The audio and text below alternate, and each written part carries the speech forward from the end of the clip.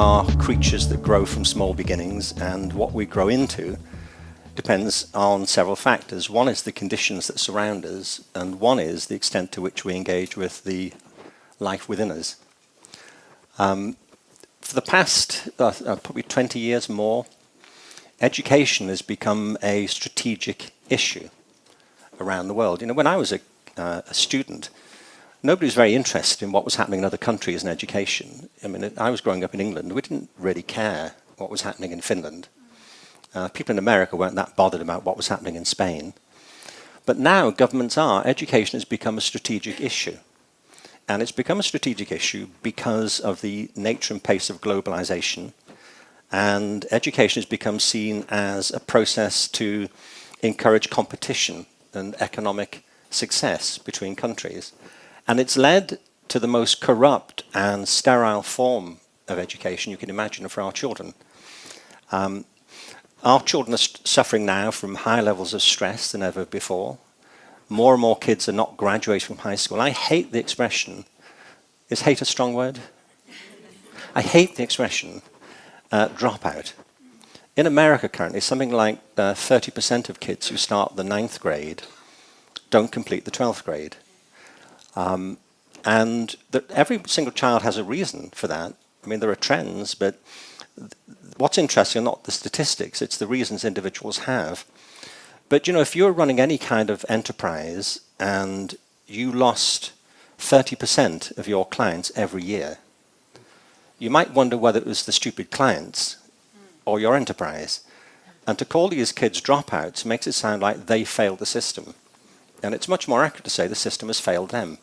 Because I don't know any kid who doesn't want to learn. You know, children are born with immense possibilities, I mean, infinite possibilities, and they have a massive appetite to learn. I mean, think what happens in the first 18 months of life. Children learn to speak. Little babies in the first 18 months learn to speak, and nobody teaches them. You don't. If you're a parent, you didn't teach your child to speak.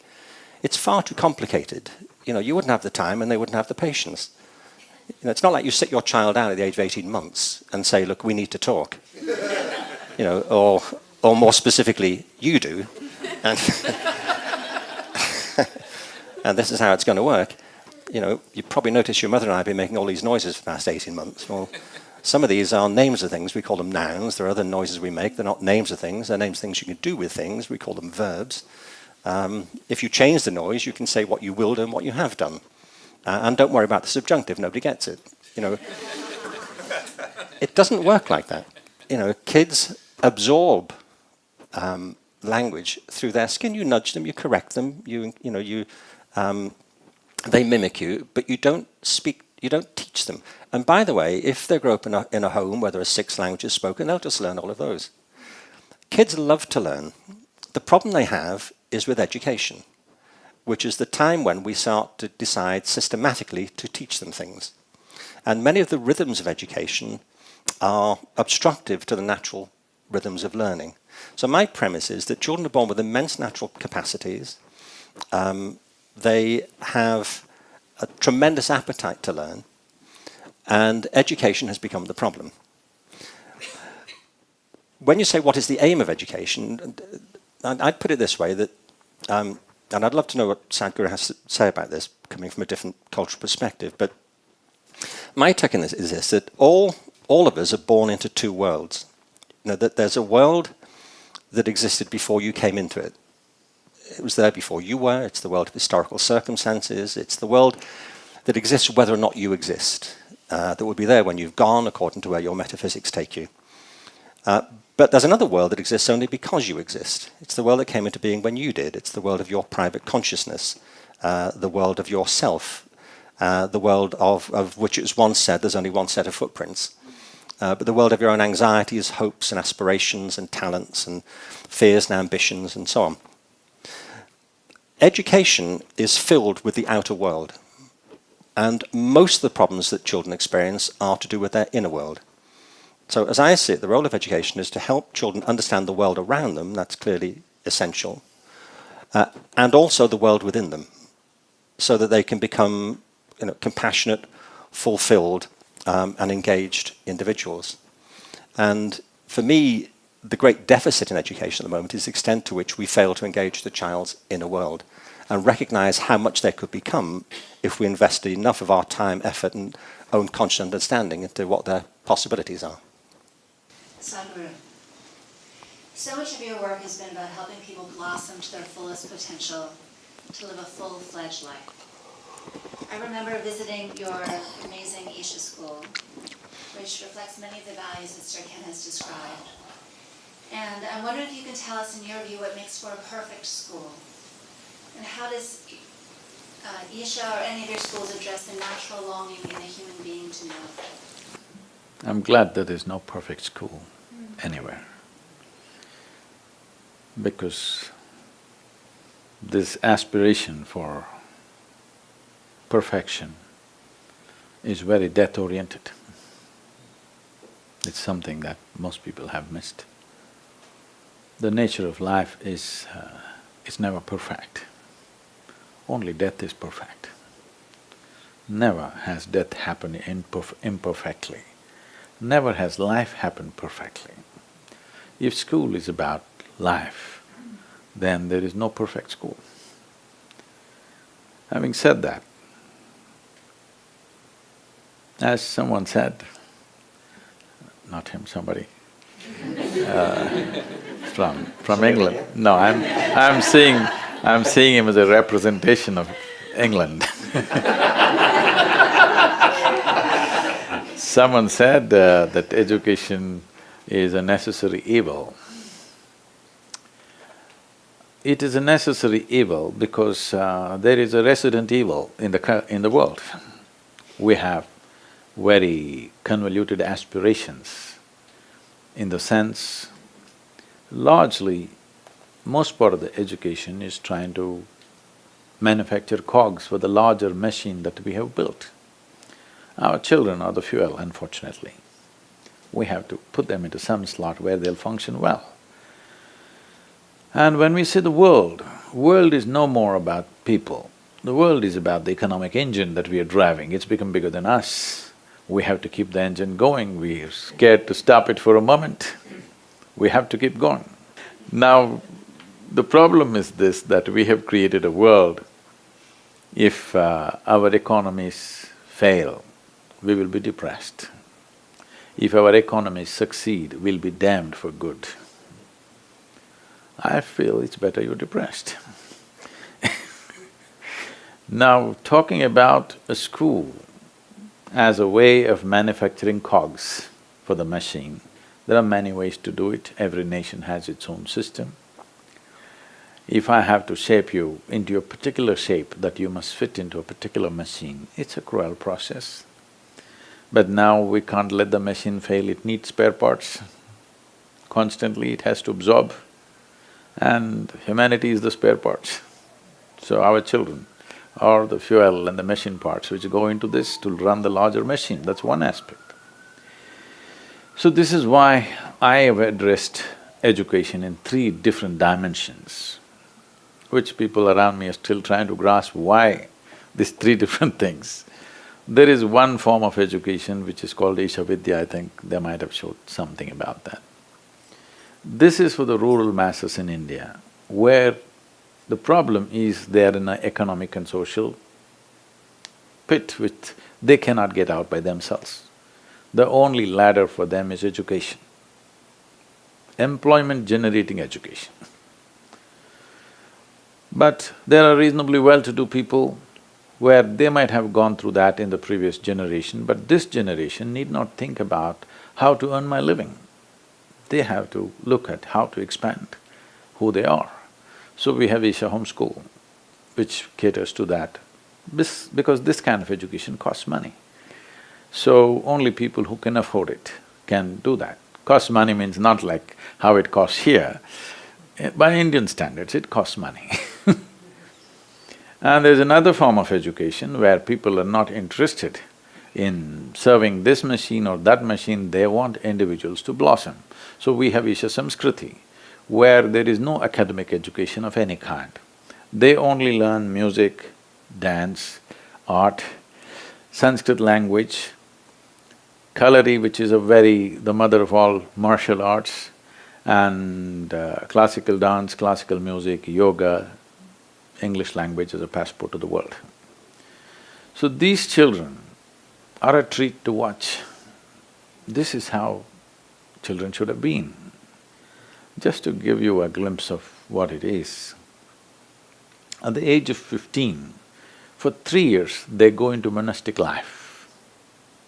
Compulsorily they must go on, compulsorily they must come out at 18. They cannot continue. They'll take a monastic life for 3 years, but after 3 years they cannot continue, they have to discontinue that and get back to normal life. This is for discipline and focus, but you can't make the entire world like that. This is an ideal to work towards. The idea of this kind of schooling is just to develop human body and human brain without any intention. Without any intention as to what they should become. They can become whatever they want. Only thing is, human body and human mind should grow to its fullest capability, and attention is the main thing. An indiscriminate and unprejudiced attention is what we're trying to evolve in the children, that they learn to pay attention to everything the same way, that you don't divide the world as something as good and something as bad, something high, something low, something divine, something devil, something filthy, something sacred. No, you learn to pay the same attention to everything. This is the fundamental of this form of education. What will they do? What will they do is the aspiration. So I guaranteed them one thing, 12 years, if you enter the school, the commitment is for 12 years. You have to, 6 if you come, 18 if you can leave. So they asked me, what will the children do? I said, one thing I'll assure you, we will not give you a certificate in the end.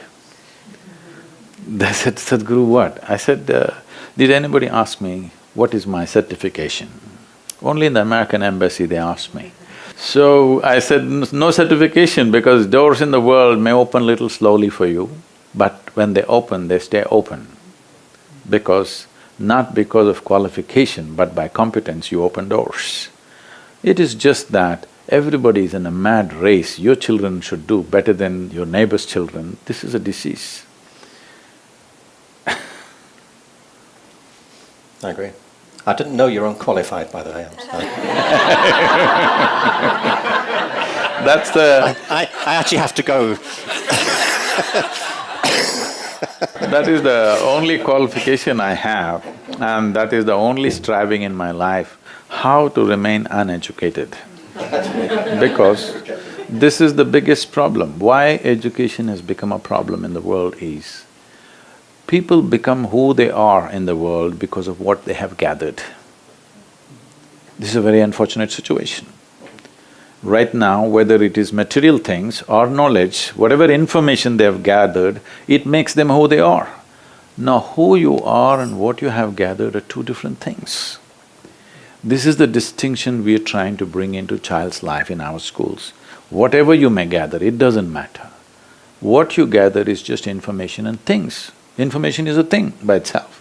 It should not determine who you are. Who you are is determined by a different process, what you gather by a different process.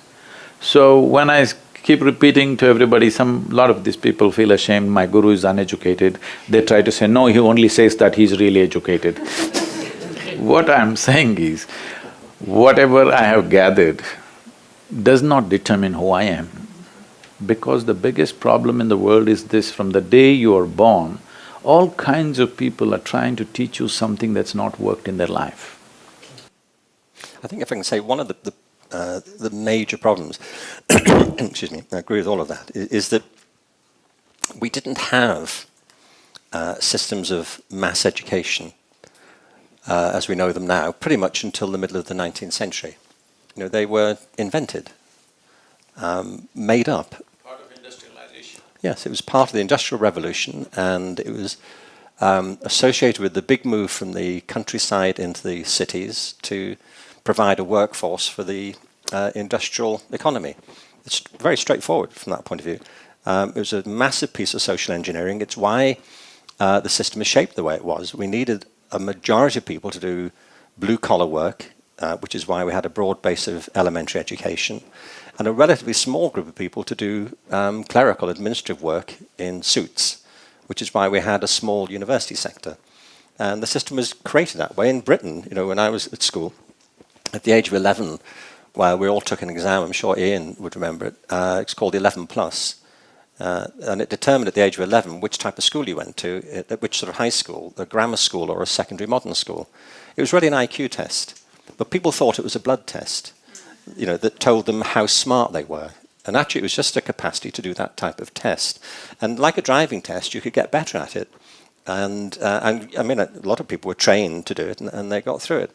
But the consequence of it is that we created this kind of system where there were a small group of winners, and they did very well by it, but the vast majority didn't. And part of the problem, as I see it, is that the system of education is burdened with certain ideological assumptions. One of them is a whole set of ideas about intelligence. So the whole ideal of Western education is to get people to university. And therefore, and it's because the universities abrogated the system to their own purposes. And therefore, we have in the system this deeply mistaken assumption that intelligence is the same thing as academic ability. And academic ability is very important, but it's a very specific capacity, the capacity to do certain types of deductive reasoning, certain types of critical discourse. But the upshot is that if you're not very good at that, you're thought not to be very smart. Because the truth is, if you create a very narrow conception of ability, you create a very big conception of disability and inability. I just said, as we're doing personal stories for a second, I'm from Liverpool in England, and I'd mention one thing. I went to school across the city centre from the Liverpool Institute, which is where Paul McCartney was at school. I didn't know him then. I'm sure some of you people do know him quite well. But I wrote a book a few years ago called The Element, How Finding Your Passion Changes Everything. And I interviewed lots of people for the book, one of whom was Paul McCartney. And I tell you this because I think it's very important you don't leave here today unaware of the fact that I hang out with Paul McCartney. Anyway, Paul, as I call him,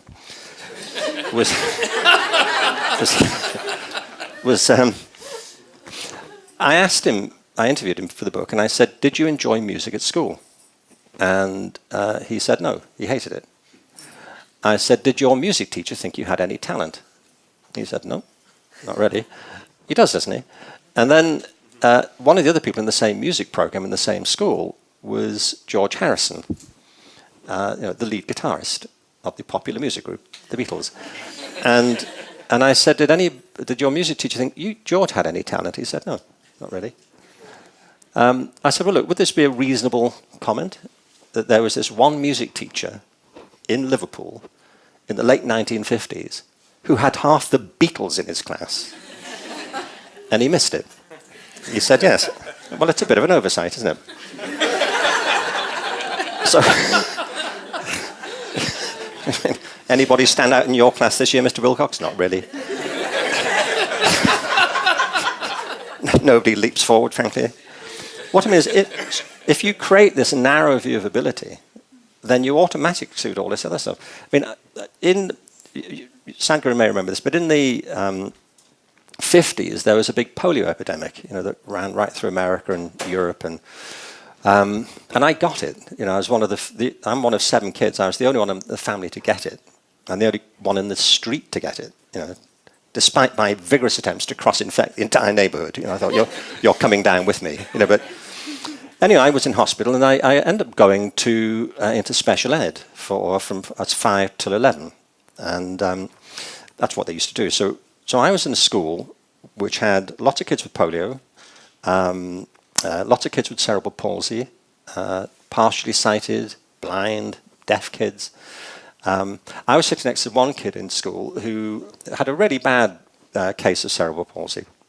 And it's a terrible thing to deal with, because if you don't have it, if you can to move your arms around, you just have to relax muscles and contract them. You don't think about it. But if you've got cerebral palsy or affected by it, you're fighting your body all the time. So you're doing this type of stuff. And if you try to speak and it's affected your face, You sound as if you're talking nonsense. And of course, you may be talking absolute sense. It's just you can't get the sounds out. Anyway, so the guy sitting next to me in my final year at the school couldn't grip a pencil in his fingers, but he could grip it in his toes. And he had beautiful writing, better than mine, actually. Was this handwriting? We don't know. We don't know. But the point is, we're surrounded by people like this. I was saying, I mean, my classroom at school was like the barroom scene from Star Wars. You know, there were kind of people in various degrees of decrepitude, you know, being brought in. But nobody was interested in what people's disabilities seemed to be. What we're interested in was what they were good at, and if they were smart or interesting or what. And the fact is that many of the things that they had difficulty with weren't what really defined them. But because there's this narrow view of ability, if you have trouble writing or speaking, it's assumed that you have some associated mental incapacity, which is why you get this big conception of disability surrounding it. But if you reframe the conception of ability, suddenly you discover all these talents and possibilities that are inherent all the time. Now, I mention it because it's a dramatic example, at least special ed is to me, of what happens all the time in general education. All kinds of kids are told they've got problems who don't have them. They're created by the system. And it's the problem of the system that we need to address, that if you reframe ability, all of these difficulties that people seem to be suffering from suddenly disappear. If you find the things they're good at, if you do as Sadhguru is suggesting, if you create an environment which is holistic, which is addressing your spiritual development, your physical development, which recognizes that human life is not linear, it's organic, and it will take many different courses, then you have a completely different setting of conditions under which people will flourish. And it's the fact that the conditions themselves, which are industrial in character, create problems for kids, which they then begin to rail against. So we now have a system based on competition, narrow view of ability, and one in which people are being medicated to stay with the program. They're being pathologized for losing interest in what is essentially very boring stuff. We sit them down all day long and wonder why they fidget. And there are different ways of doing it, better ways. I mean, for me, it's plain as day, really. You know, education is not one of those things like an incurable disease and we can't figure out what to do. We know what to do in education. It's about taking this thing to scale. But taking it to scale doesn't mean replicating it because, as you say, there's no perfect school. Actually, there are no two schools alike, but like there are no two individuals alike. But there are principles you can apply everywhere. And getting those principles in place, to me, is the big challenge now. As we're looking for an evolution of a human being through the education system, the education system should be always an evolving process by itself. When we think in terms of a perfect school, we're thinking of again fixing it somewhere. That's what needs to change. As one can develop, because Ken mentioned this IQ test, I'm saying, as one can develop muscle by doing certain things with the body, one can develop intelligence. The fundamental aspect of developing intelligence is, right now, there are some studies, I don't know, you must tell me, I'm not an expert on these things, which say if a child goes through 20 years of formal education and comes out with a PhD, they say 70% of intelligence is irrevocably destroyed. Because Sorry, I have a PhD, I don't know what you're suggesting.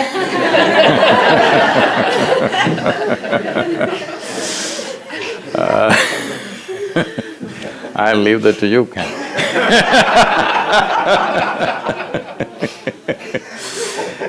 So, essentially what's being said by the studies is we're mistaking information for education. By deadening the brain with too much information, definitely the possibility of intelligence is lost. This is why I said what we accumulate and who we are should remain separate. Who I am should not be influenced by what I have accumulated, whether they're material things or information or impressions. This is of the world.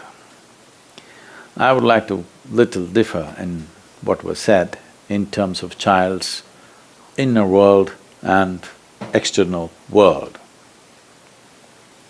What we are mistaking to be inner world is still external in my perception, because a child's fears, ambitions, aspirations are all external, inspired or infected, I would say, by the outside situation.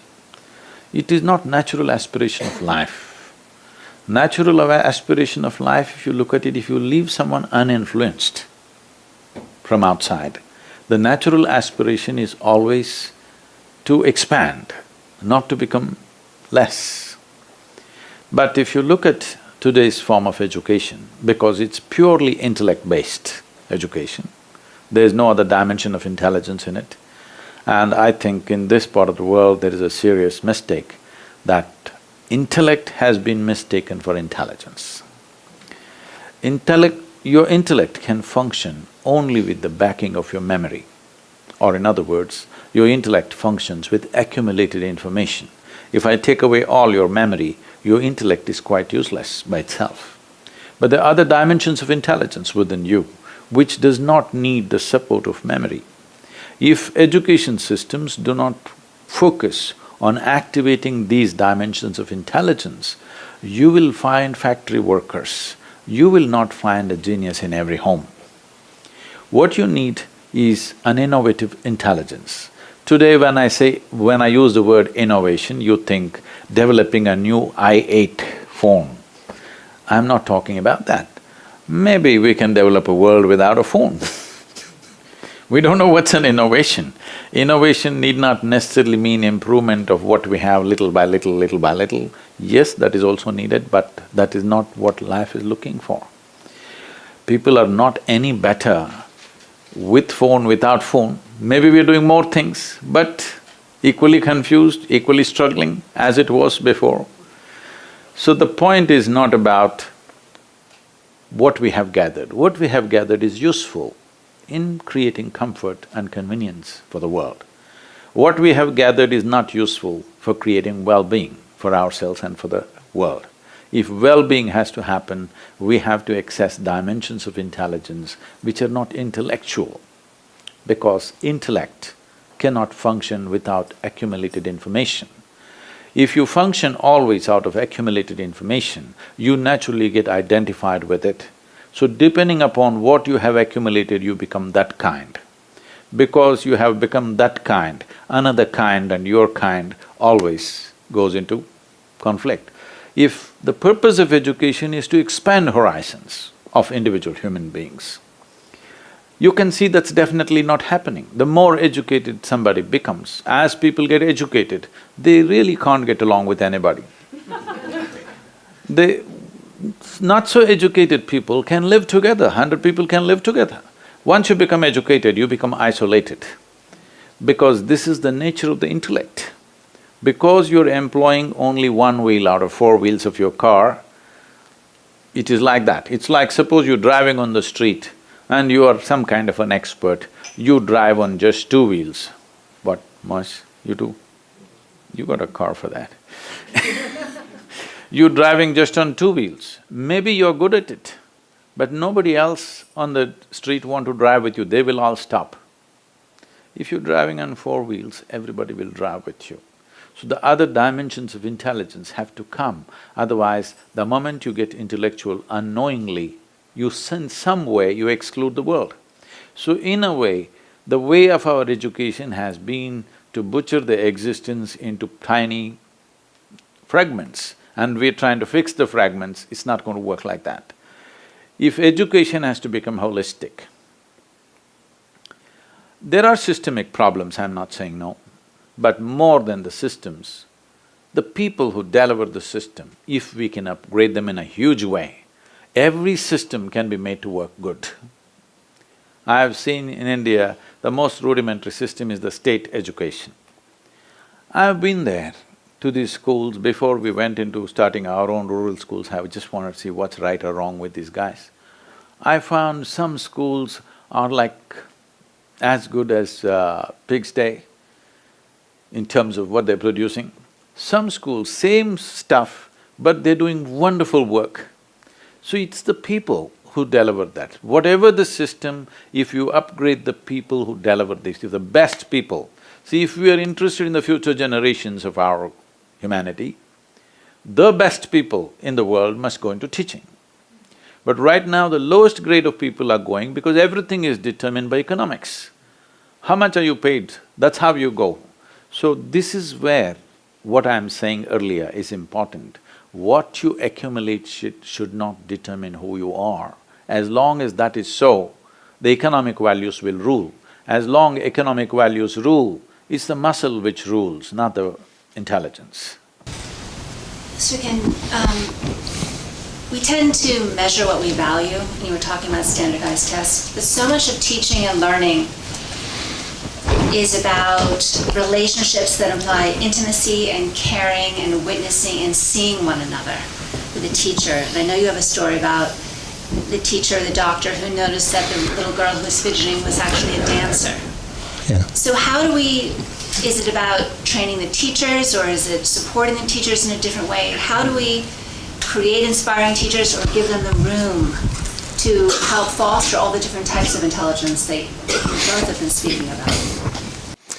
Well, you know, there are excuse me, there are several strands to education, obviously.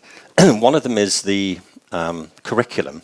I'm talking about organized education. I mean, people learn on their own and can learn informally, but if we're talking about organized education, as in the schools that Sadhguru is describing or the schools you've been involved in, there's always a curriculum, which is what we want people to learn. So a big part of this argument is we need a different sort of curriculum. At the moment, in America, for example, we have a very narrow curriculum that's based primarily on a fairly impoverished view of science, technology, and math. I say impoverished because math can be a fantastically invigorating and interesting discipline. Years ago, I asked a professor of pure mathematics at the university I worked at how you would assess a PhD in pure mathematics. His intelligence had gone at this point, obviously, you know, but Only 70%. only 70%. But but with a small shard of it that was left, I said, no, I said to him, how would you assess a PhD in pure math?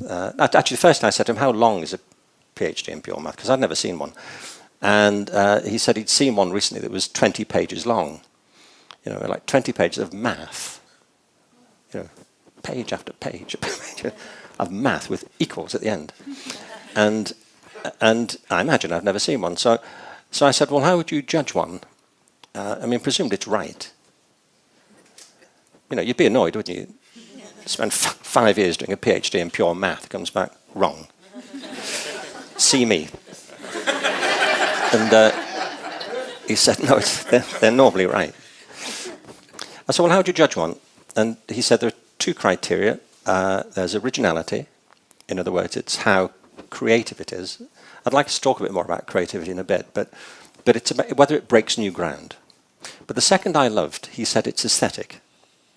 I said, why does that matter? He said, because mathematicians believe that mathematics is the purest way we have of describing some of the truths of nature. And since nature is inherently beautiful, the more elegant the proof, the more likely it is to be true. He could be talking about a sonata or a dance or a poem. And of course, mathematicians do feel that way. To a mathematician, mathematics is a beautiful abstract language like poetry. And the problem people have is they don't speak math. You know, if you don't read music, if you look at a page of notation, what you see is a visual puzzle.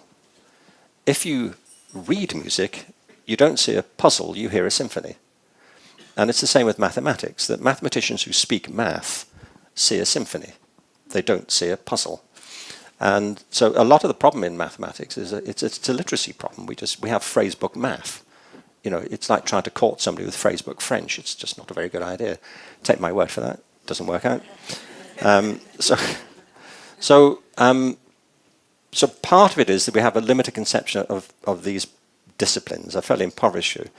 And what I'm arguing for, and it's implicit, I think, in what I understand from what I've read about Sadhguru's schools and what he's been telling us, is you need a broad curriculum that recognizes that education has a whole range of functions and that we have to address physical development, spiritual development, our emotional development, and all of that is tied up with a bigger view of consciousness. And therefore you need a school curriculum which has the arts, the humanities, the sciences, technology, not incidentally, not in a hierarchy, but equally and co-equally important. It's important for every reason, and also because for some kids that's where their real lives are going to lie. That's where they will discover themselves most fully. The second part of education is pedagogy, which is how we aim to teach people these things. And I think you're right. I mean, pedagogy, teaching, is the most important part of it. I mean, the reason Sadhguru is having the effect he's having on the world is because he's such a brilliant teacher. Teaching is what this is about. And teaching is not something that can be reduced to direct instruction. Teaching is not about telling people what to think. It's facilitating knowing. It's creating conditions where people will come to understand for themselves by probing them, questioning them, raising their curiosity, probing them so they might go in a different direction, giving them some tools, some techniques, and to reduce it to a process of delivering information to people. I really don't like this language that's got into education of delivering the curriculum. It's like education, some branch of FedEx. You know, it's not. Great teachers know that instruction may be part of it, but the larger part of it is enabling, facilitating, piquing people's curiosity, engaging them, and inspiring their imaginations and seeing the possibility in something. It's a very sophisticated process. And one of the reasons that our education systems stumble is precisely because we've demeaned the profession of teaching. We haven't respected it in the way that we should. We don't compensate people in the way they need to be in order to concentrate on the job and do it properly. And, you know, and the best teachers aren't necessarily the ones with the most degrees. On the contrary, I mean, I know all kinds of very smart people with degrees who can't teach at all. And it's the big mistake that we've made. And the third bit of education is assessment. Well, assessment is important. I can't think of any education process that doesn't benefit by people making assessments of it. But assessment's not testing. Assessment is about making judgments of what's going on and whether it's worthwhile or it isn't and how people are progressing. All great teachers do that. They're sensing whether this is happening or not. You know, and you don't have to give people numbers for that. And what's happened, I think, in America is that we've ended up with a very narrow curriculum which has been compressed because there was a piece of legislation passed here, was it 20 years ago now? Almost, called No Child Left Behind, which is one of the great pieces of modern irony. And what happened was that the government decided that America was falling behind in the international race in education, and the country had to compete, and the children were the foot soldiers in doing this, and that the way standards were to be raised was through standardized testing. It's a terrible mistake to confuse standardization with raising standards, I think. But then what happened was they released this opportunity to the publishing companies. I looked at this recently. So on the one hand, you've got conformity is one of the big principles of the current system. Well, if you want conformity, then you need compliance, and that's what the standardized testing movement's about. And this is a business. That's the point. It's a business, and it's really stifling our children at the moment. In 2013, we looked at some of the figures. The National Football League in America, which is not, of course, football, as we know. I'm a soccer fan. Exactly. And we have to call it soccer because they appropriated the word football. It's not right. Don't tell me you're from Leicester. What? You're not from Leicester. I'm from Liverpool. Okay. It's near enough. But you know, it's rugby, isn't it, in armour? So, but the NFL was a $9 billion business in 2013. The US domestic cinema box office in 2013 was an $11 billion business. In the same year, the education, testing and support industry in America was a $16 billion business. It's massive, you know, so it's a business. And that's what's squeezing the life out of our kids. Now, the reason I'm saying this is that governments have taken the view that the way you raise standards is by focusing on the curriculum and on testing. And the opposite is true. The only way you improve education is by focusing on teaching. Because in the end, it's children who are trying to learn. It's students. You're trying to get students to expand and to learn. And that's an expert personal job. As soon as we lose sight of the fact that this is a very personal process of cultivating interest and curiosity and talent and ability and all of those things and an awareness of the world around you, if we lose sight of that and the role of teaching, then we end up in the mess that we're in. But the good news is this can be changed. It is being changed. But I just want to say, too, that a lot of what you talk about, I absolutely, totally agree with. I mean, I agree with most of it. I'm not saying there's some bit I just think is nonsense, but because I haven't heard all of it. But this couldn't be more important. With a PhD, I expect that. Exactly. Exactly. Can't grasp all of it.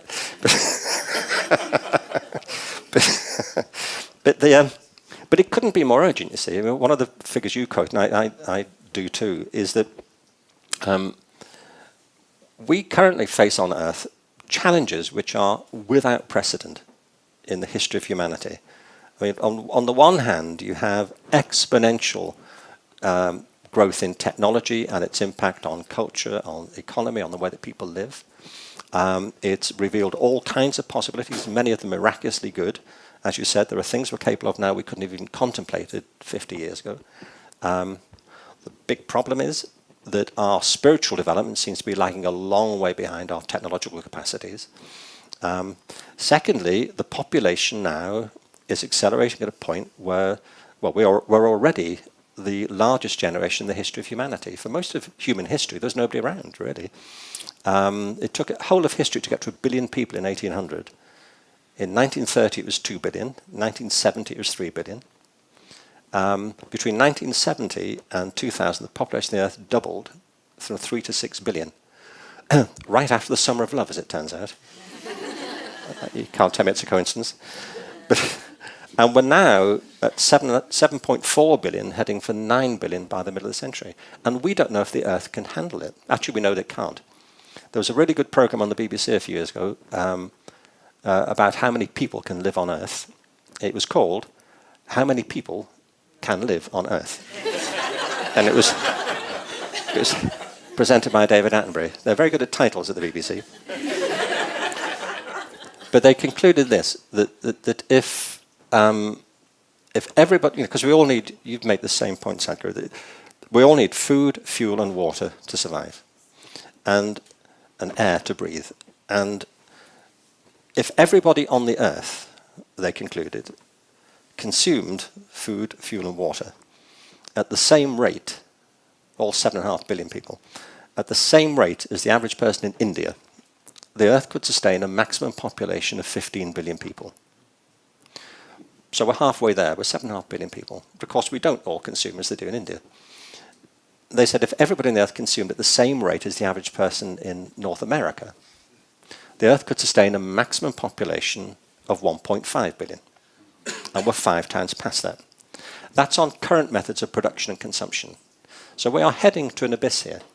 And if we don't change course, by the middle of the century, we're going to need 4 more planets to make this work. Now, the interesting to me is, as I know it is too, that these problems aren't being caused by the rest of life on Earth, they're being caused by human beings. And it's a problem of consciousness and of creativity. We've created these problems, so we either have to by reproduction, a lot of people are thinking they're being creative. What's that? By reproduction, a lot of people are thinking they're creative. Yes, that's right. Well, that's right. You know, people talk about saving the planet. And I think the general conclusion has to be, the planet's going to be fine. The planet's been around for nearly 5 billion years. It'll shake us off like a rash. We tried humanity, not so good. We're going to stick with bacteria. They're fantastic. But it's a serious thing. There was a very good observation by H.G. Wells, the science fiction writer, who said that civilization is a race between education and catastrophe. And there's some truth in that. Education in the sense of developing our capacities, our awareness, and our understanding of ourselves and of each other and of the world around us. If we don't take seriously these principles, then we're condemning our children to a very, very bleak future. And the idea that all this can be solved through fueling the profits of the testing companies is hard to comprehend, that anybody takes it seriously. It's a case of terminal myopia. And so to me, it's an issue at every level. It's personal, it's about our children, it's about ourselves, it's our communities, but it's about the larger enterprise that humanity is part of. And it really couldn't be more important. And the principles that I know you embody in the schools are exactly the right ones, it seems to me. That's what this is about. But there isn't a single way to do it. As you said, there's no one perfect school. There's no one particular way to do it. Circumstances vary, but there's some principles. It's about conditions. It's about having a holistic view of humanity, of how children's growth and potential, recognizing the power of teaching, and recognize that you need to get these balances right, and that we can do it. But it couldn't be more important that we get on and do it. A lot of it has been articulated by Ken, but what I would like to say is, in terms of my experience of school, I went to school only when it was absolutely necessary. I had very innovative ways of staying away from school. Because right from my childhood, one thing that somehow got stuck in my head was, if someone is saying something which means something to them, however simplistic or stupid it is, I'm willing to pay full attention. But if someone is saying something which doesn't mean a damn thing to him or her, but it's some big stuff, I am not interested in that. Because if you're not interested in that, why should I listen to something that you're not interested in? So essentially, this instruction business comes from this. When you think you need to instruct somebody, you have assumed that those whom you instruct are of a lower intelligence than yourself, which is a serious mistake. There is sufficient scientific data to show everybody, every one of us who are 30 years of age are not as intelligent as a 6-year-old child who's just come into the school. There's substantial proof to show that. Only reason why we are looking out to be smart is because we have information and the child does not have information. So we're just showing off this information in the form of instruction. If we bring the teacher training process, completely take away this word instruction and bring inspiration and transmission as a way of life for the teachers, every school system could become a fruitful process, whatever the thing, because I don't believe we can transform all the systems around the world. But in some way, if we bring inspiration and ability to transmit whatever really matters to them, then a child would sit up and listen, for sure. As a part of this, in our schools, we made it, our school is a 7-day school. There's no holiday and no weekend. This may be shocking for America because thank God it's Friday is the philosophy. If one knows the joy of learning, I don't say why would they want to take a break. Well, activity needs to be adjusted according to, the child's ability to do things. So, in a month we have 4 to 5 activity days which are not determined. It's always a surprise for a child. The child will never know when is the activity day. Today when they come, today could be activity day. Suddenly tomorrow you come, again it's an activity day. Next 15 days it's continuous academic day. But academics are very well woven with arts, music, everything to such a point. I found that when they come to… in India system, I don't know, it's the same here probably, they do first 10 years from first standard to 10th standard, and then there's 11, 12, which is like a pre-university kind of thing. Once they come to 11, 12, they all want to get into professional colleges.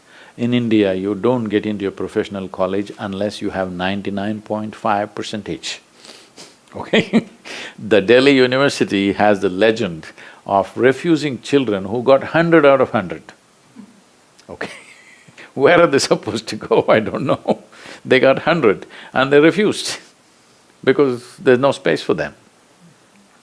So, this Marx madness will catch up and the parents will go on overdrive, and we have spent 10 years bringing art, music, culture into their lives. Everything will be dumped and just mathematics and science is being done whether they like it or they don't like it. So in the last 2 years, I made this 11, 12 into 3 years. I said, it's 3 years, if you want to come, you come, otherwise you leave it. Because we invested so much in art, music, culture, everything, Now the moment you come to 16 years of age, you drop everything and go into professions. You are a doctor who cannot sing, you're a dangerous doctor, believe me. Yes? You're an engineer who doesn't understand the engineering of your own body, that's why you don't dance. If you did know the engineering of your body, very effortlessly you would know how to move. So, we made this into 2 years, into 3 years. So people said, 1 year later my children will go, my neighbor's children are already in engineering and medicine. I said, this is how it is, this is not a race. Education is not a race. 1 year later, what's your problem? You're not in that condition, he has to earn a living at this age. 1 year later he will go more mature and more complete. So we did this, and the amazing thing is, almost 90% of the parents want their children back in the school. 1 year extra for the same education. But we brought many aspects of leadership, management, business which are not in the curriculum, and above all, music, art, theatre in a big way. And it's working out wonderfully for the children, they're coming out much more rounded out. And when the school started, the first question that came was naturally, me being who I am, because education is not my full-time involvement. So people said, so Sadhguru, you're going to give them a spiritual teaching. I said, spiritual teaching is for the stupid who lost life sense. People like you, I said to the parents. People like you who lost the fundamental life sense, you need a spiritual teaching.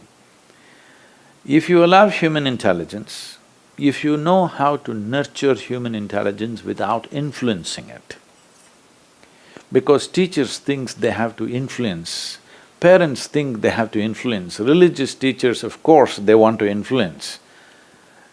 Intelligence need not be influenced, it just needs to be inflamed all the time. But everybody wants to influence. This wanting to influence human intelligence comes from, I think, in these parts of the world, there is a religious thread in the education system of very strong sense of opposites. Something is God, something is devil, something is heaven, something is hell, something is evil, something is good. This is so strongly set up in people's minds. Naturally they want to influence because you think they will join the other party. Like how the two political parties in the country look like two religions as far as I'm concerned, the language that's being used on the news channels. In my perception, the political parties look like two different religions to me, because it is such strong opposites. No, that's not what a democracy was about. Democracy means today you could vote for this, tomorrow you could vote for that. As it was necessary, you would shift. No more shifting, people are already clearly identified, this is me, that is you, finished. Maybe the people were telling me only 6% travels. Next 47%, 94% is fixed as two different religions in the country. This is very much present in the education mechanism, that we have strong sense of opposites. This is where I think there is something that education systems in the world can pick up from the East, where we don't have a strong sense of opposites, because our gods are devils also, our devils are gods also. Somebody who looks like this is… what is beautiful, what is ugly, you cannot determine in the East because everything is one big happening. I think if you want to nurture human intelligence, this strong sense of opposites have to go. There is nobody in this room who is 24 hours good or 24 hours bad, isn't it? You can confess with me, it's okay. Yes. Nobody is 24 hours good or 24 hours bad. It's just when you're conscious, you function in a wonderful way, when you're unconscious, you may do something lousy. This happens to every human being. Now, instead of recognizing that fundamental quality of the human being and how to nurture this, because the basis of our intelligence is just this, that we can do this or that. If you were another creature which doesn't have the same level of intelligence as the human being has, a tiger will only do that, we know exactly what he will do. A hyena will only do that, a buffalo will only do that, it's all fixed. A human being can do just about anything. That is where the intelligence comes in, that an active intelligence would choose An unconscious and a kind of conditioned intelligence will tend to do a certain thing. The purpose of education is to decondition the intelligence so that it becomes an active intelligence, adapting to the situations, doing the right thing for the situations in which we exist, not positions that we have already taken. That is the essence of intelligence. But today, in some way, education system is trying to condition the intelligence this way or that way, because I think there is a strong thread of religion in the background. Though it may not be spoken, I see that everywhere there is a strong sense of opposites, very strong opposites which cannot meet. I wanted to get back to something that you both have said about creativity and curiosity in order to not be too rigid in one way or another. And Sir Ken, you said that curiosity is the engine of achievement. And so I'm wondering what happens to our curiosity as we grow older, and how do we get it back and sustain it? And how do we keep, I mean, you both have different methods for reaching this, but in terms of…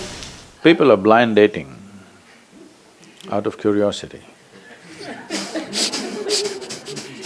That's one reason.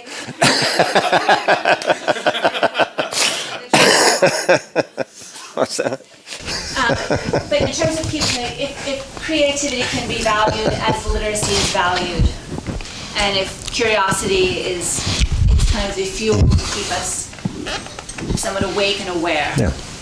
how do we hold on to that as they maybe are even out of school and just continue? I mean, our Right. children inspire us all the time.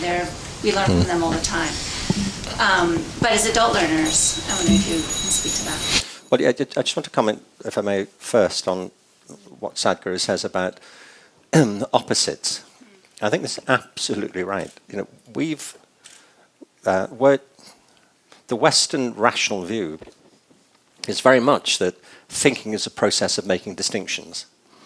It's what the whole logic enterprise is about. You know, it's this, it's that, it's fine chopping, seeing differences between things, and making things into categories. I remember writing, you know, the whole, and it's been a brilliant success in all kinds of ways. I'm not saying it's been without its benefits, of course not.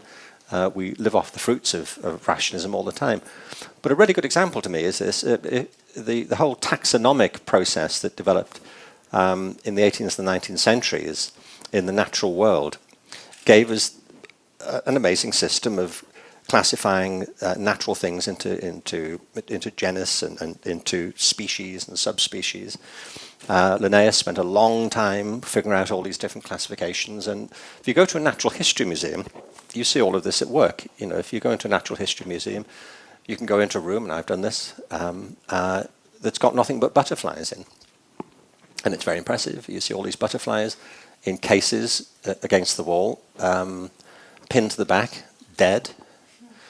You know, but all in species. You know, the big ones at the top, small ones down at the bottom. Go to another room, you see the beetles, not the beetles, other beetles, all classified.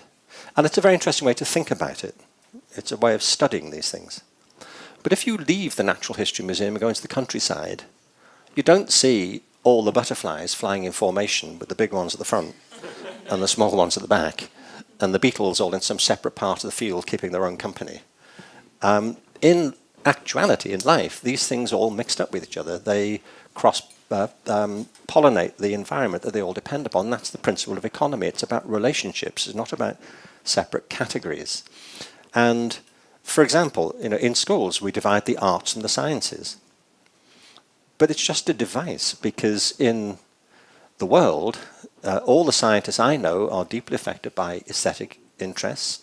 Look at the work of engineers. Look at the. I mean, I was going to want to ask you later, if it may, if we have time, about dance. I'm a big advocate for dance, and in most school systems, dance is out of the picture entirely now, because we need to spend more time on math. And I think dance is as important as math, but it's not separate from it. These things are integrated. You know, you can talk about your liver and your kidneys as separate entities, but they only function together. It's the only way it actually makes sense. You know, if you take your liver out and put it on the table, it's not doing a very good job at that point. You know, is there something wrong with my liver? Yes, there would be. It's out of your body now. It's about how these things connect that matters so much. So I think the better way is to see that thinking is also about making relationships and making connections and not seeing separation. So we end up, for example, in school saying, are you an artist or are you a scientist? Is it going to be this or is it going to be that? It doesn't have to be a choice. So when I talk about creativity, I often ask people, I mean, I ought to get a life ready, but I do ask people how creative they think they are, large groups. And it's interesting to me how many people who are creatives, so to speak, will also say they're not really very smart, or people who think they're intelligent will say they're not very creative. And actually, creativity and intelligence aren't separate. They are functions of the same thing. Creativity is about having fresh ideas, and that's a function of intelligence. So when I say creativity is important as literacy, it's not separate from it. But creativity seems to me to be the hallmark of human intelligence, however describe it. And there's something prior to it, which is imagination. Imagination is the power to bring into mind things that aren't present. Creativity is putting that to work in some way. But the best evidence of the power of human creativity is that we all create our own lives. Every human life is a unique achievement. There have been 100 billion people, we think, on the planet in the past 150, 200,000 years, and every single life has been different. Every one, because you create your life. Unlike most other creatures. And human beings don't live as other creatures seem to, only in the direct physical world. We live in worlds of ideas and beliefs and values and cultural practices and traditions. And human beings invented virtual reality long before Oculus. We all live in virtual worlds. It's what the great cultural conflicts are about, when people's conception of the world come into conflict like this. The great religions tearing each other apart over ideas. And cultivating creativity and curiosity seem to me to absolutely be paramount, and it's the starting point of education. You have to help people to see that many things we think are provisional, they're contingent, they can be changed, we can think differently. We don't need to be trapped into our own biography. We can recreate ourselves if we wish to, and that's what, as I understand, a lot of this work is about. It's giving people another sense, another realm of possibilities that they can come to occupy and inhabit. But it begins by enlivening the capacity to ask questions, the sense of intrigue about the world around us. And it's that gets killed in schools when it comes down to direct instruction, testing and multiple choice bubble tests. It's the very thing that should give life to education that we kill off at the bottom. This is so wonderful. I don't feel crazy when I listen to you too. I think there's a couple things. This idea of, you have someone like each of you.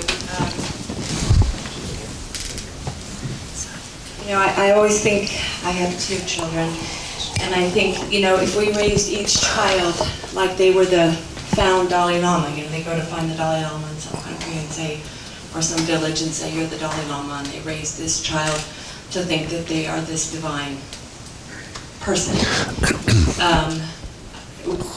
If we were to revere and raise each child in that way, I think, thinking they were the next whatever, don't you think that would completely change the way?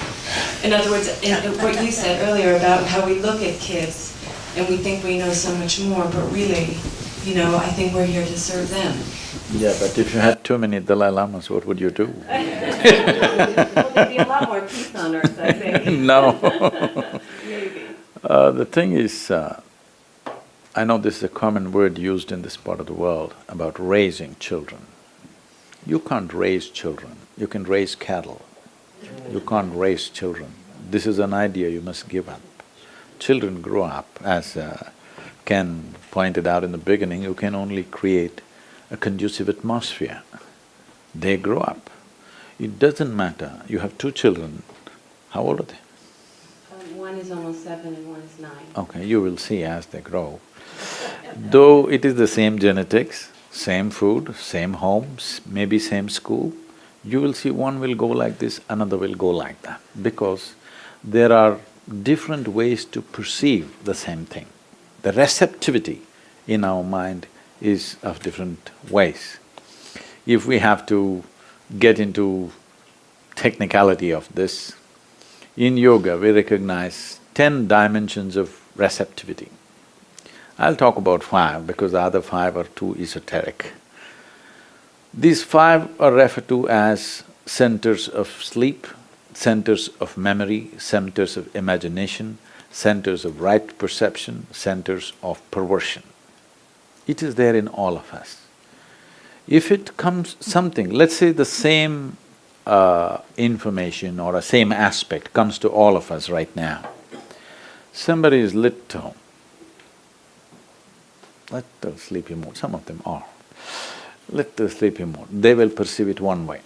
Somebody is deep into their memory of whatever their experience of lives are, they will perceive it one way. Somebody is in a heightened state of imagination, they will perceive it one way. Somebody is in a state of equanimity, they will perceive it one way. Somebody has taken extreme positions of right or wrong, they will perceive it another way. So whatever I may give you, depending upon from which center you receive, accordingly it becomes that. So you may have 2 children, same home, everything same, all input same, but one will go like this, one will go like that, because every moment how they're receiving what is coming their way. So now, the important thing is, as I said earlier, when you say picking up a young child and saying, you're the Dalai Lama, you're the spiritual teacher, with all due respect to the institution of what it is, I'm saying you're trying to influence them powerfully. An intelligence should not be influenced. An influenced intelligence is a dangerous intelligence. An intelligence which is on but not influenced will always be a solution. An intelligence which is profoundly influenced by this or that is always a divisive intelligence. It is me versus you, it will become. Strong sense of rights and wrongs, strong sense of this is it or that is it, will always create conflict, however good it may look to you. See, right now, I'll take an extreme example, an example you're not supposed to speak in America. For example, right now, there is an Islamic state. We need to look at this in reality, what it is. There is somebody out there who believes in something which is more precious to them than their life. Yes? When a man is willing to die for something that he believes, you have to at least recognize he's genuine, all right? There's no better proof. But the result of that, what horrendous things happen is another thing, okay? The consequence of that firm belief is another thing.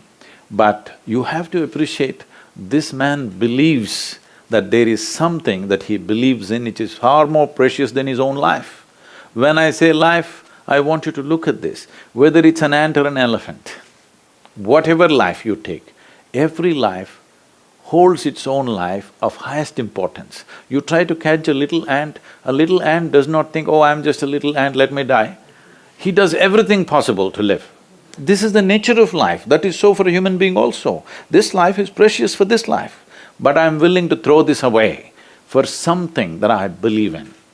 I'm saying the belief is genuine, okay, but the result is horrendous. So if you strongly influence your children, whatever you think is right, don't think the result will be good. I'm not of this generation, and I really appreciate what you're talking about. Something visually apparent you don't have to announce.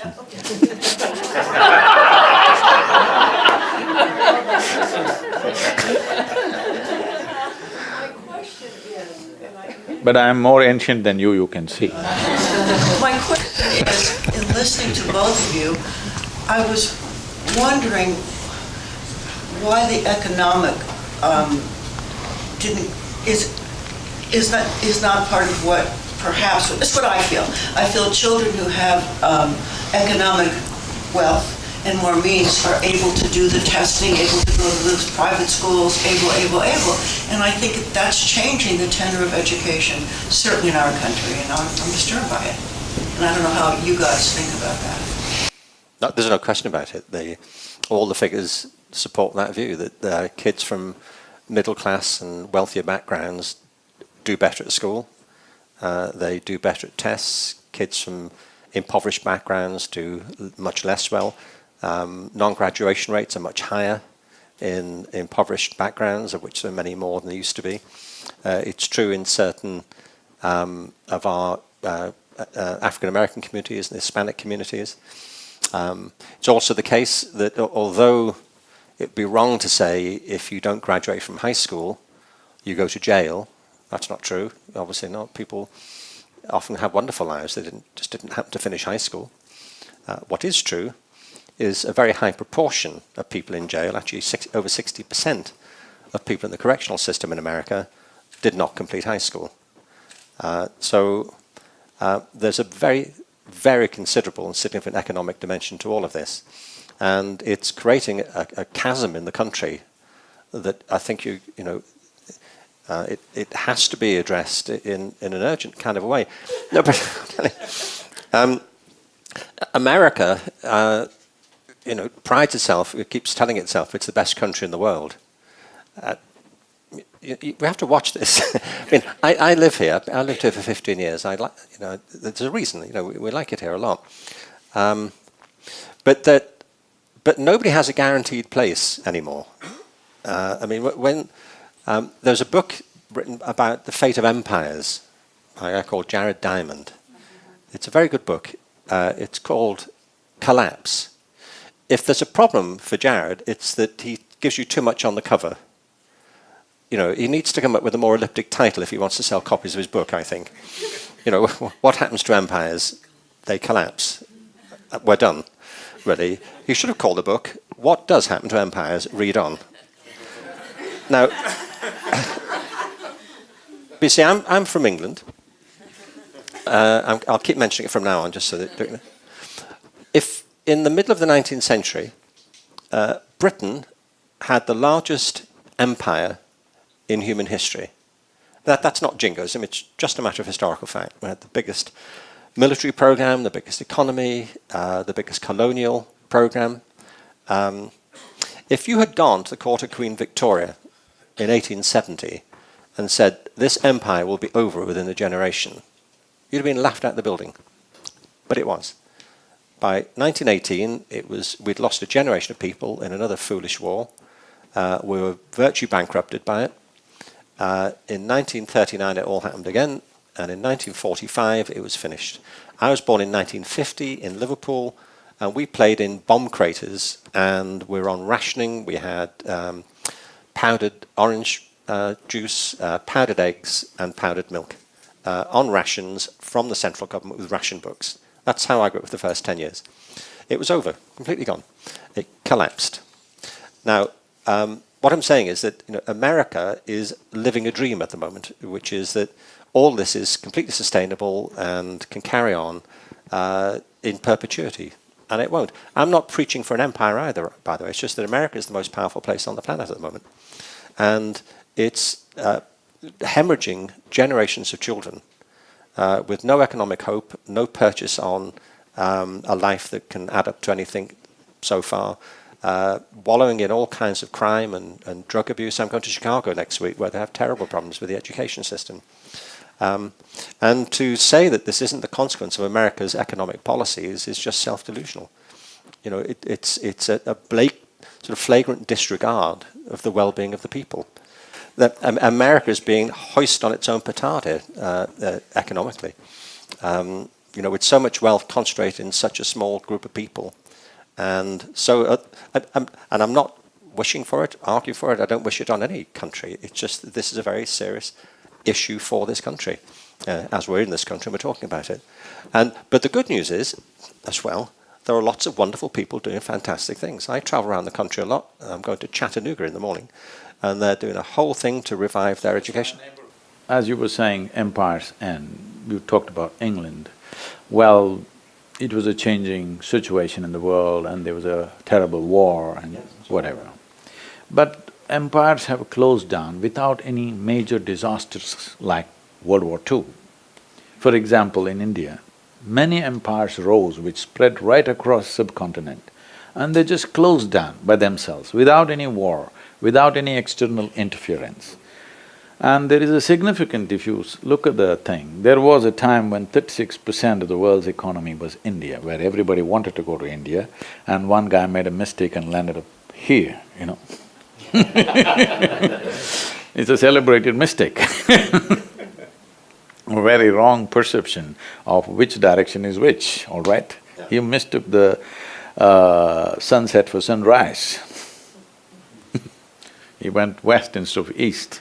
Anyway, but that economy, which was over 30% of the world's economy, just closed down simply because they were doing so well and they decided they need to protect themselves. This was the biggest mistake they did. In trying to protect themselves, what was a very transparent culture, they tried to become little introvert. And they successfully did it, and that just pushed it down completely. Then came the innovations, then came all the other things. But one of the biggest undoing for India is they became introvert, they thought they had to protect themselves. Till then, they never protected themselves, they embraced everything. The moment they thought they have to protect themselves, it started going down. If you protect it, you must understand the walls of protection that you build are also walls of self-imprisonment after some time. So what was the worst thing about school for you when you were a kid? You asking me or him? I'll ask you, and maybe Sadhguru will. I didn't have a terrible time at school, I have to say. I mean, the school I went to kind of broadly worked for me. The main thing was that there were, let's say, I went to a grammar school, you know, and although I'm very keen to qualify the importance of academic work, I always rather liked it. You know, it worked for me, and because it's meant to work for some people. But the thing I disliked most about it was we were put on a fast track at school, and it meant therefore we had to drop certain things. So I liked art at school, and because we were supposed to be taking our exams at 15, I went to see the head teacher, and I opted to do art, and he said it was either art or German. That's an interesting conflict, wasn't it?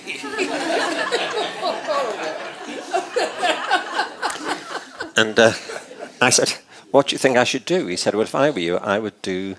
I said, I want to do art in German. He said, well, the thing is, you can't do art in German. Which baffled me, you know, because I'd seen films of Germany and there were pictures everywhere. You know, I thought, well, presumably somebody in Germany is capable of doing art. And he said, if I were you, I would do German. I said, why? He said, it would be more useful. And I was baffled by it. I thought, why would German be more useful than art? I mean, it is useful, I'm not saying it's not. Especially in Germany, I mean, it's an absolute bonus, you know, but the implication that somehow art was useless, and that's what became clear, is that the school curriculum is divided into two groups of subjects. It still is.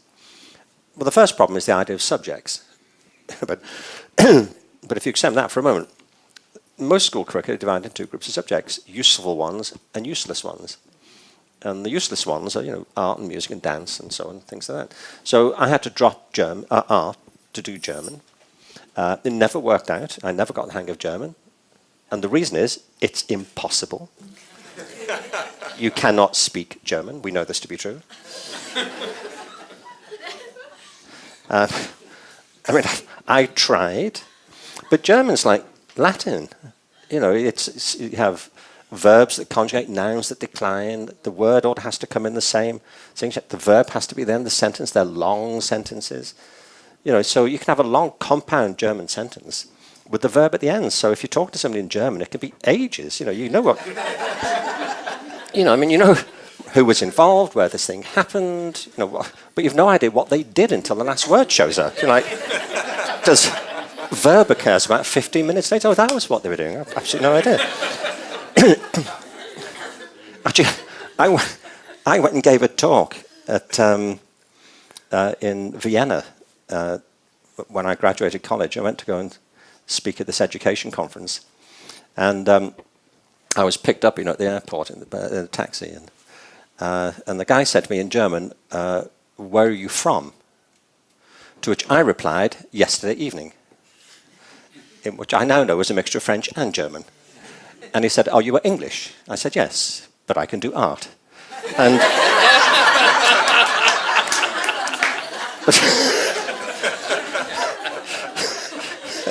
but it's funny because when when they called me about this thing in advance, they said, you're going to give this talk to all these educators. So would you like to give your talk in English or German? So on the phone, I acted like this was a big dilemma, you know. Because in Germany, they all speak English anyway. That's the thing, you get there, they all speak English to you. So I acted like it was a real tear, you know. And I said, look, I think in the end, I'll give this talk in English.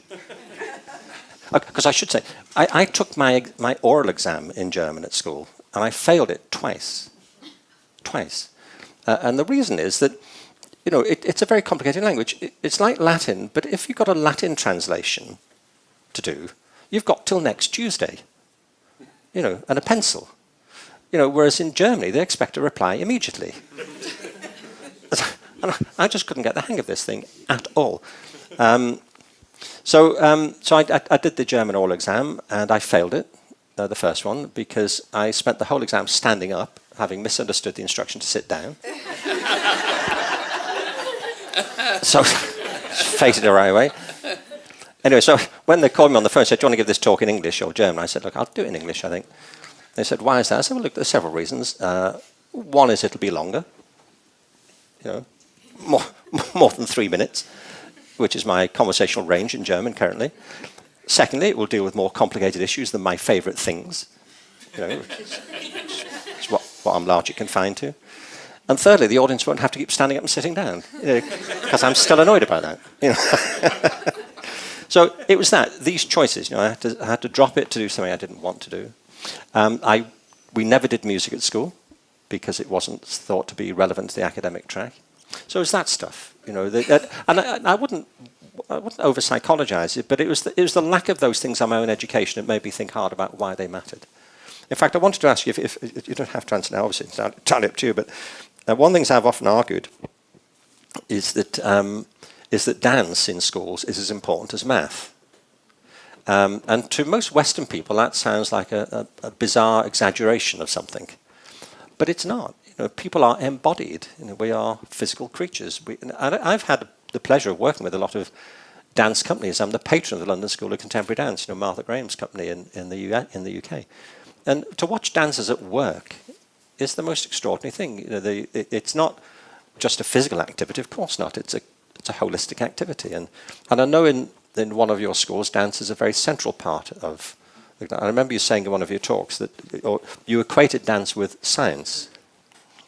Is that right? I'm not saying it is a science, but the scientific nature of dance. I mean, the way I perceive the world, I'll continue from the question that Max asked. What is the most terrible thing about the school? I don't know because I was not there. I didn't suffer that. Solves that, isn't it? That's why I Just don't go there. So I remember so well, which I've shared with many people.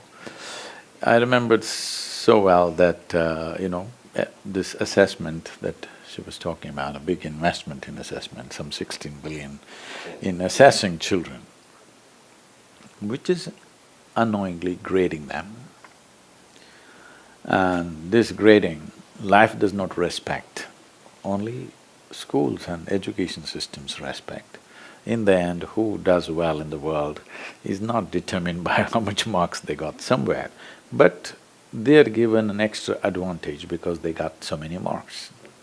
So I remember these monthly tests or the monthly report cards that were given out. I would see some children strutting around because they are first, second, something, and some children sitting and crying because they're afraid to go home. I don't know what they had in their report cards. As far as I was concerned, whenever it was given to me, I just took it and gave it to my dad. He would open and he would blow. I just didn't know what's happening. This is a communication between my teacher and my father. I never once opened and saw what is written in it. Because I thought this is something between the two of them.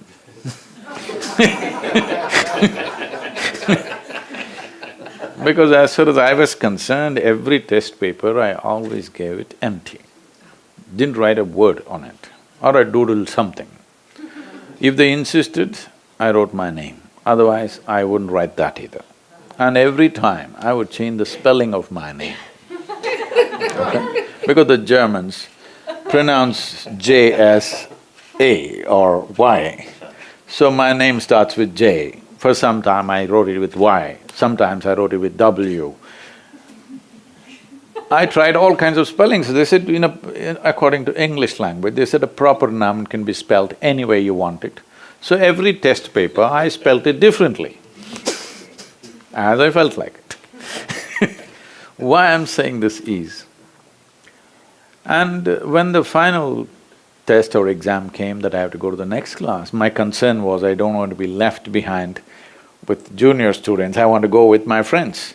So I always passed that one. So people always wondered, is 6 zeros in every test, how do you get to pass this one? I wrote my paper only for 35 marks, which is passing mark. Right through my education, half an hour bell, till half an hour bell in India you can't get up and leave. I'm just waiting for the 30-minute bell. The moment the bell rings, I'll get up and leave. Because by then I've written and I've calculated, I'm getting 37, 36, I'm done, I'm out. Always, if you look at my report cards right through, everything is 35, 36, 37, 35, 36, 37, all subjects. Teachers would beg me, you may know something else, please sit down and write. I said, that's not the point, I got 35. I'm moving to the next class and that's all that matters to me. That's the only concern, that I don't want to be left with younger children, I want to move with my friends. Except for that, I had no interest in anything. This doesn't mean I had no interest in anything at all. I paid enormous attention to every detail of what's around me, with which I developed a certain sense of geometry about everything. By the time I come to 8th standard, my mathematics paper was divided like this. It is 30 marks for geometry, 30 for arithmetic and the remaining for algebra. I never bothered, I don't understand why alphabets and numbers are mixed up. So, geometry I got 30 out of 30, everything else, arithmetic I got 5, that's about it, I went on. Because my sense of geometry is about how everything stands. When I look at the body, I look at the geometry, not at the complexion, not at the shape and form. I look at the geometry, how you're sitting. If I just see how you sit and stand, I will tell you in next 10 years' time what problems you will have with your body. So my sense of geometry came by simply paying enormous attention to anything and everything. It grew to such a point, if I just find a leaf, I could just sit like this for 5, 6 hours at a time. This is one thing I feel we have to bring to our children, ability to attend to something, whether it's important or not important is not your business. My father, being a very high-level academic excellence in his life, being a physician, supposed to be a very strict disciplinarian, which unfortunately or fortunately didn't work on me.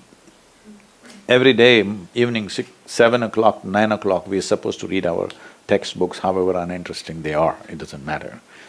So I would open the book like this. I find a little speck on the paper. This speck would absorb me for the next 2 hours. Without reading a single alphabet, I would sit like this for 2 hours.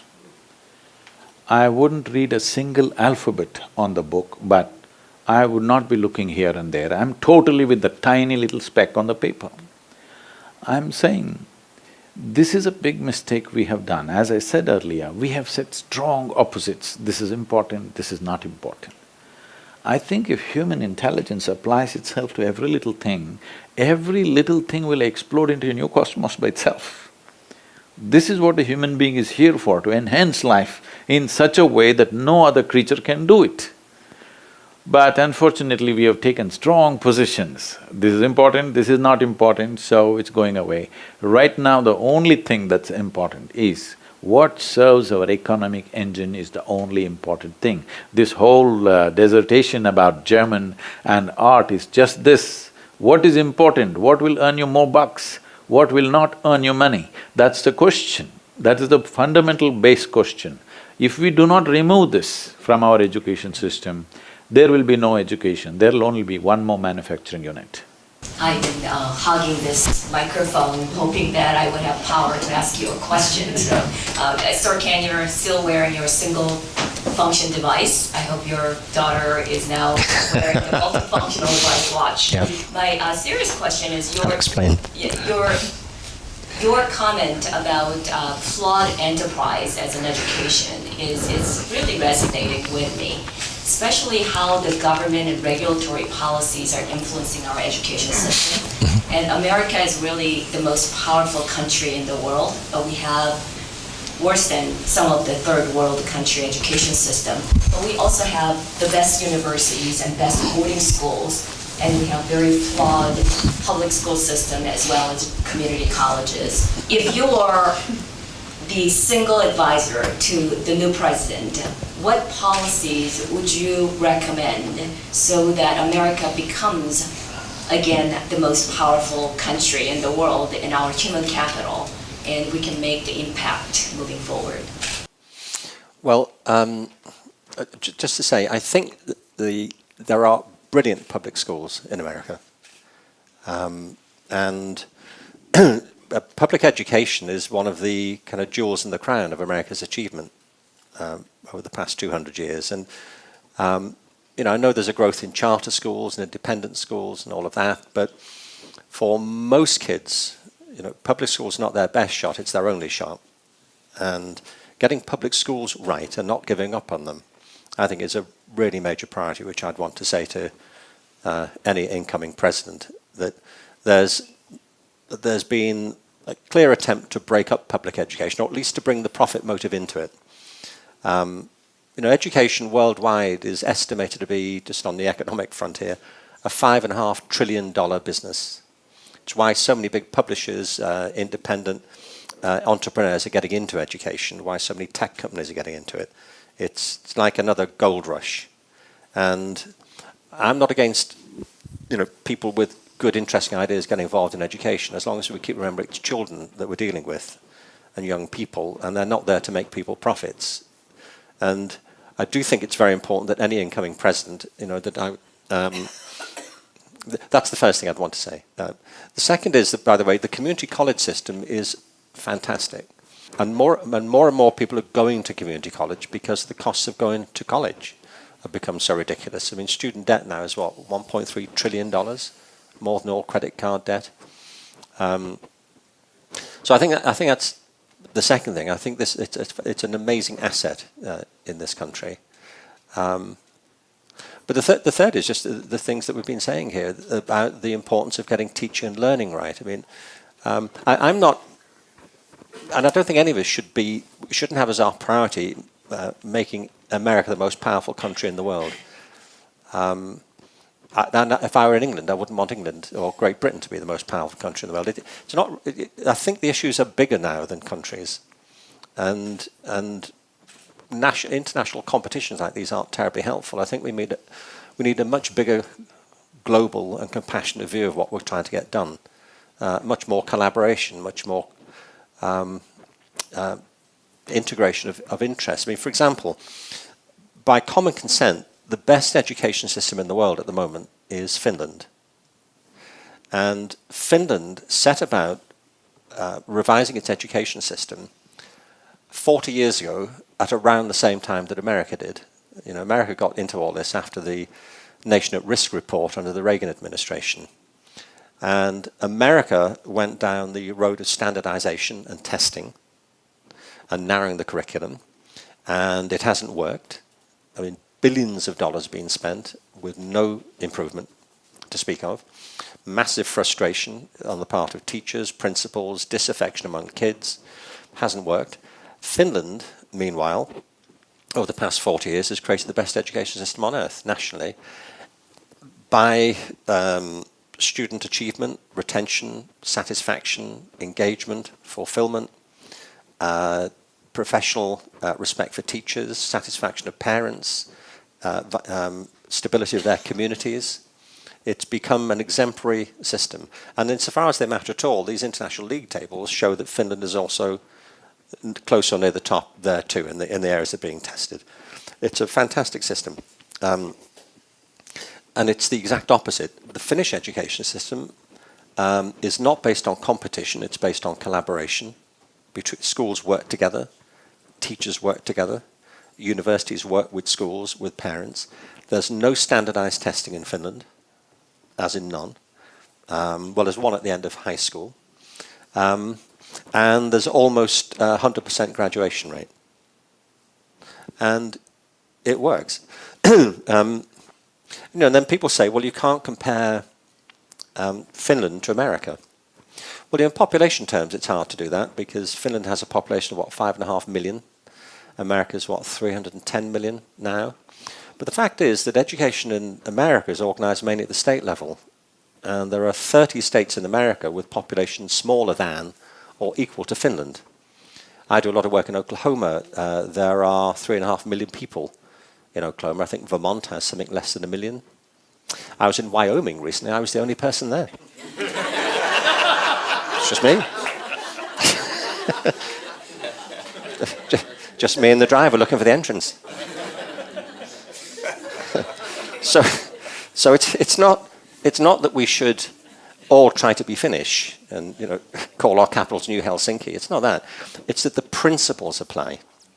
And the principles are pretty straightforward. One of the things that I want to say is we talked about the Industrial Revolution and the origins of education in the Industrial Revolution. And it is. You can see it. It's about conformity and compliance. But I think the real comparison is not with industrial manufacturing. It's with industrial agriculture, which also developed during the 19th century.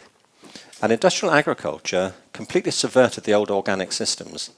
It was based on mechanization, which meant that you could cultivate single crop farms as far as you could see. And you go to the Midwest, it's corn as far as the eye will take you, or it's potatoes as far as you can see to the horizon. That was made possible by mechanization.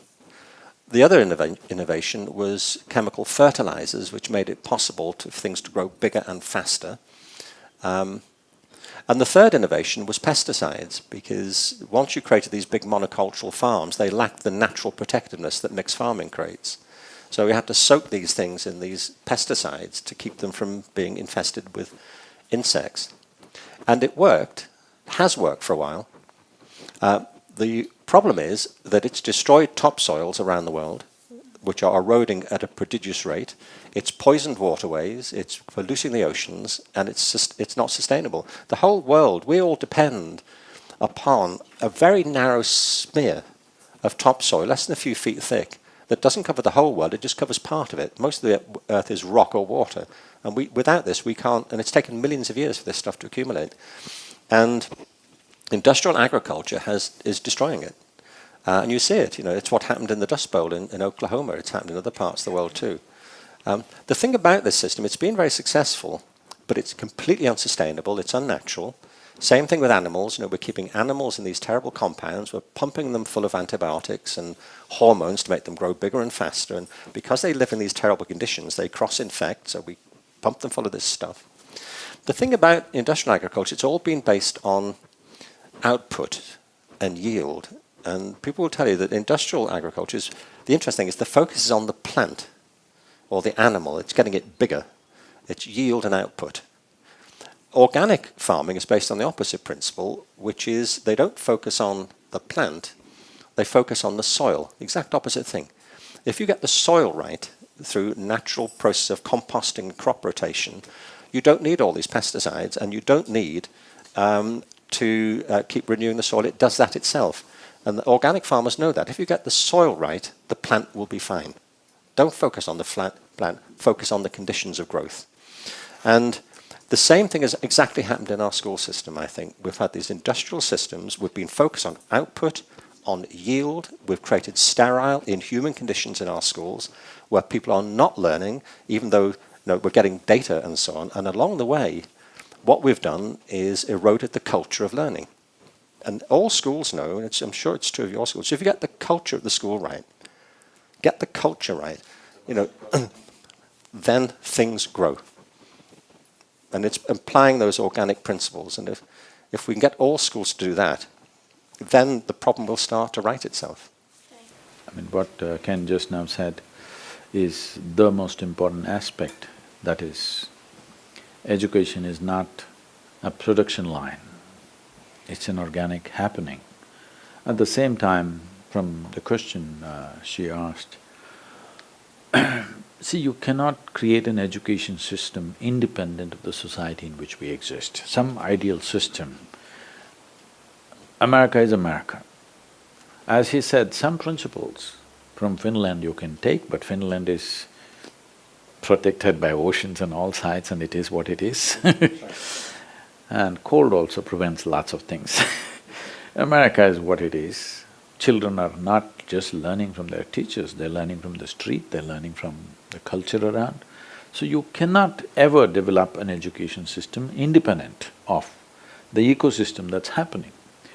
Are we as a society willing to in some way cultivate the ecosystem in the society which is suitable for a child to grow up in the best possible way, is a question that all of us should ask. Are we going to do what we like to do, or are we going to be conscious of how this will impact future generations? Every action that we are performing is an important thing that we need to look at.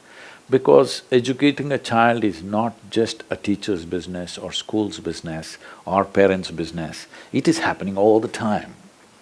So, a more responsible attitude towards this, a larger consciousness about this, everything that you do our children are seeing and what will happen to them tomorrow. If they start doing what you did at 18, they do it at 12, what will happen? If what they do at 12, somebody does it at 10, what happens? This is something that all of us need to pay some attention to, because education is not just happening in the school alone. Yes, a certain part is happening, but I think child learns equally from outside as he learns from the school. Having said that, this entire approach of bringing creativity, I think the most important thing that schools are missing out is exposing children to more natural phenomena in the world. They have become an isolated information cocoons of their own. They are living their cosmos through the phone. It's very, very important. I think every school invests in taking their children out, exposing them to natural phenomena and different thought process in the world, different cultures in the world, so that there is a more homogeneous approach to intelligence rather than right and wrong kind of intelligence. Why I'm saying this particularly specifically for American education system is, I see on the national news channel, people use words like good guys and bad guys. If somebody says such a thing in India, he's finished. I'm sure even in UK you cannot say that. But on the national news channel, major anchors referring to people as good guys and bad guys. I'm saying this has to go if we really want to cultivate an organic system where everybody grows to his full potential rather than being a product of a particular system. Thank you.